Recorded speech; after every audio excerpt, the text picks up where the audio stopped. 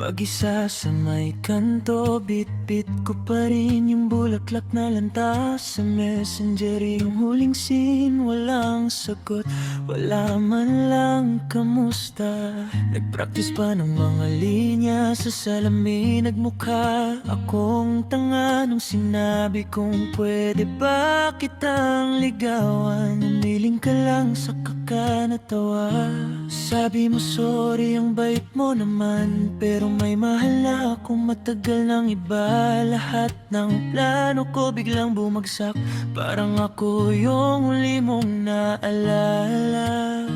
Kaya heto ako umiyak sa jeep, pinipilit tumawa pero apdi sa dibdib. Hindi ako yung pinili, hindi ako yung sinagot. Uuwi na lang mag-isa, kasama yung sakit at sana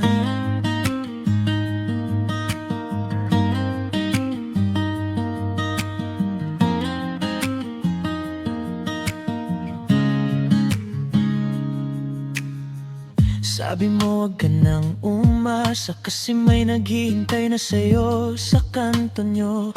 Yung pangalan na kinukwento mo dati ang dahilan kung ba't di ka sumasagot sa'kin noon. Pinilit kong umiti na lang, okay lang, masaya ako para sa inyo. Pero pagliko ko sa may tindahan, bumigay yung luha na kanina ko pati natago. Sabi ko sa sarili, kaya ko to, pero kumakanta yung puso ng hindi na.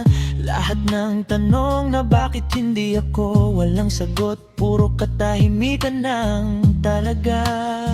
Kaya heto ako umiyak sa jeep, pinipilit tumawa pero apdi sa dibdib. Hindi ako yung pinili, hindi ako yung sinagot. Uuwi na lang, di mag-isa, kasama yung sakit at sana ako na lang yung hinihintay mo.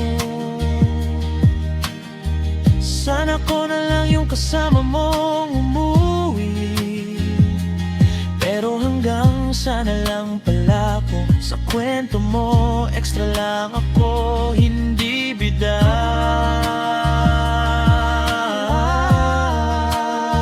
Kaya heto pa rin umiyak sa jeep, pero unti-unti nang tinatanggap sa dibdib na hindi ako yung pinili, hindi ako yung sinagot. Balang araw may magyaya na ako yung pipiliin niya. Kaya ngayon kahit umiyak sa jeep, may kaunting pag-asa na rin sa dibdib. Kung hindi ako yung pinili at hindi ako yung sinagot, may darating na isang araw, ako naman ang oo ang sagot.